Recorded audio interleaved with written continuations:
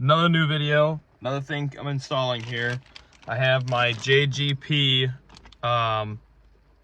gauges. This gets installed into your air vent.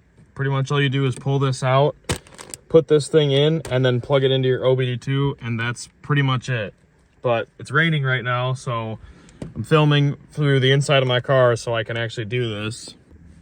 So the first thing I'm gonna do is I'm pulling this off so that I can run the wiring between this vent and between here and run it underneath the dash and everything. So it plugs in your OBD2 down here, but I need to be able to run this wiring through here. So you're gonna take your cable, try and fish it through here. I'm trying to use one hand so I can film. Fish it through here, get it up through here. Next, we're gonna pull out this air vent here. So we should be able to just shove our fingers in here and just pull it out.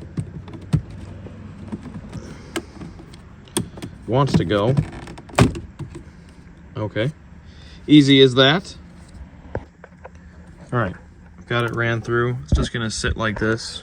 Holy fucking focus. It's gonna sit like this. It'll plug in somewhere right here. So now that this is ran through, I can put this, now that this is ran through, I can put this piece back on. So the next thing we're gonna do here is just disassemble the air vent. So the silver piece needs to come apart from the rest of it, and then it'll leave you with this. So it looks like there should just be two of them. Get your finger underneath there. Drop it right on its fucking face. Then you've got all these other ones around it.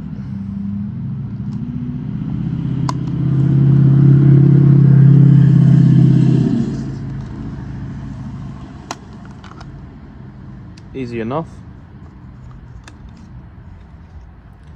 Separate these two pieces. They just slide out.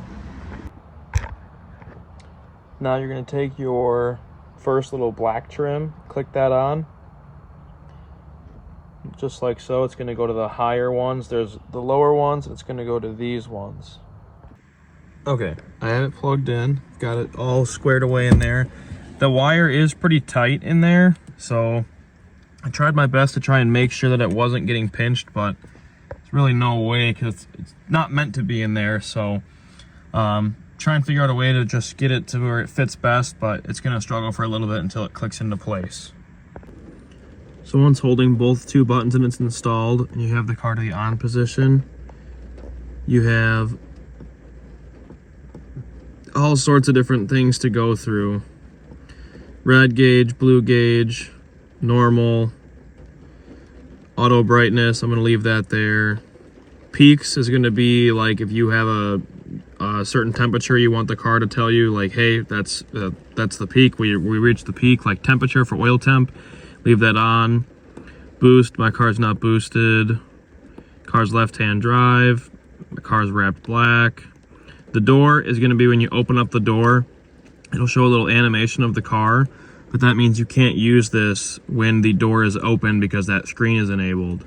So the only way that you use it, if you have this animation on, is with the door all the way closed. So do what you will with that. Speed lock, that I think is what speed these shut, or these will shut off or lock at 5 miles an hour. Yeah, door lock speed, yep. So you can do it at 5 or 20. I'm gonna turn mine off because the last thing I want to do is be locked in my car at the track. TPMS force off. So I bought the Trac Box, so I'm just going to leave this at normal so that I can have the switches to be used. Push start, emergency flasher. I have no idea what this is, but I'm assuming if there is some sort of emergency or the car notices something, that it's going to show you here and override whatever screen you have to show you something that's going wrong. Seatbelt chime. That shit's annoying, so I am going to turn that one off, but I'm just going to keep showing you the menus. Security alarm I don't have. Remote unlock I don't have. DRL, I don't know what this would mean besides force DRL on. So you have underneath here, you have a plug-in for your handbrake. So every time you put the handbrake down or up, your DRL turns on or off. So I'm assuming that's like a force on. Rear defroster, I'm gonna leave it at normal. I don't know why anyone would want that to be always on. ASC, I have no idea. I don't know what this does either. I don't want the clock on because there's already a clock in the middle of the car. And that's pretty much it. So this thing is super sweet. I'm still there's still more to me to show you, but once you get it to be something that you want it to be, so I have mine all configured to everything I want it to be. I really only needed this for oil temperature and water temperature. But what you can do is as you cycle through them, you can hold on both of them, and then it will give you your screens so that you can cycle through anything that you want to set it to. But anything after, I think, ambient temperature, you need a different sensor for. So from ambient temperature all the way up, these are all of the different things that you are able to set your, I think it's 8 different pages or 6 different pages to. So I'm super, super happy with this thing. I think it's literally the coolest thing ever. So yeah, the next thing I'm going to be installing, now that this is done, I can turn off the car. Pretty sweet, is my Trac Box, which is gonna go into here. So I have the Trac Box as well. So it's traction control disable, ABS disable, radiator fans override to force them on all the time, TPMS light, seatbelt chime, and then the auto lock enable. So after you go over 5 miles an hour, the doors will automatically lock. So that thing just gets plugged in behind your radio. There's like an empty harness for it. And JGP and Race Car Go Burr have created something together so that these work together, just plug and play. First things you're going to want to do for the Trac Box here is I remove this panel and remove this panel. They just pull off. Just start here and just yank them off. Then I just reached my fingers in here and just pulled this whole thing out so that I can disconnect this piece here. Next thing I got to do, so disconnect this, just push down, pull this piece out. Oops, hit the hazards. Try to be careful with this thing. I'm pretty sure it can break pretty easily, so we'll see what the fuck happens to mine. Perfect. Perfect. All right. Now it looks like there's I've been here before since I have this radio in, but there's 4 10 mils here to pull the radio out.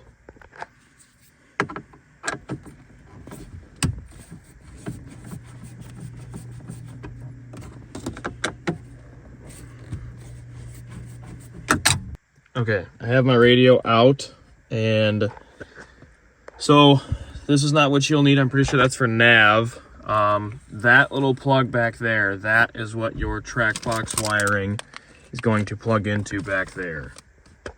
If you haven't done so, you need to take a Dremel or a tool of some kind and make a hole in your cubby to be able to let all of your wires in. For me, since I have this thing as well, I have to Dremel on the side to be able to make it all fit. All right. Not my best work by any means, but I had to do that for my Apple CarPlay because it's wired.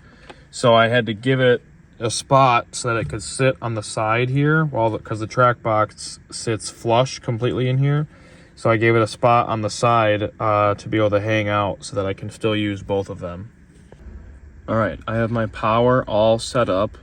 So you just I had to go buy my own wiring. So you take your wiring that comes off of the Trac Box, combine it with your own wiring, and put it into, twist the copper together, put it into the connector, and then crimp it down, and then cut your own wiring again, put it in here, crimp it down, cut your own wiring again, and just keep going and keep doubling and putting them all together. So I'm about to do it with the ground, and I'm going to try and show you how I do this. So I have my black here, my two blacks. The black wire here is from the actual Trac Box, and this one is from my own wiring. So I'm going to take these two and I'm going to twist them together. I'm going to untwist this one so that the copper or cabling is loose.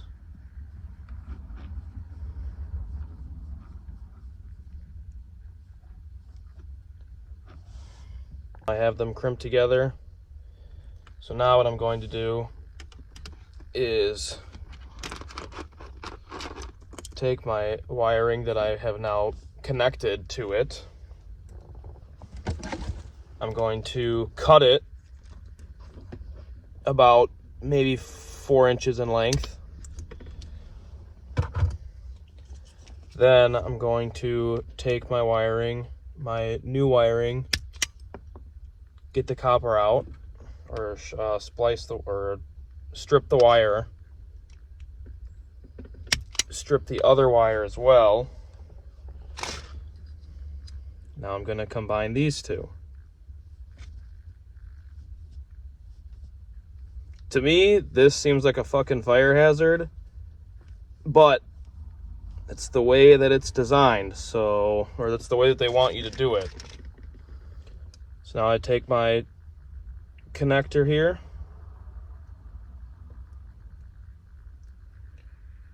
shove the copper in there, hold it in place, get my crimp, cinch it down, make sure it's tight. So now I have two connected, and you're just going to keep repeating this process. I'm going to cut this, strip this off, strip off my wire, put them together, put them inside the connector. Okay, so I have all 6 connectors for power, and now I have all 6 for my grounds. So now all you do is just plug everything in. Okay, I have them all wired up now. So white is going to be your traction control disable, purple is ABS disable, green is radiator fan disable or force on, yellow is TPMS, the blue wire is your seatbelt chime disable, and your orange wire is the auto lock enable. So this looks like it's a nightmare or kind of confusing. It honestly isn't once you really get what you're doing. But yeah, everything works. I'm not going to test the radiator force fan on just yet because the car's not running, but it's pretty sweet.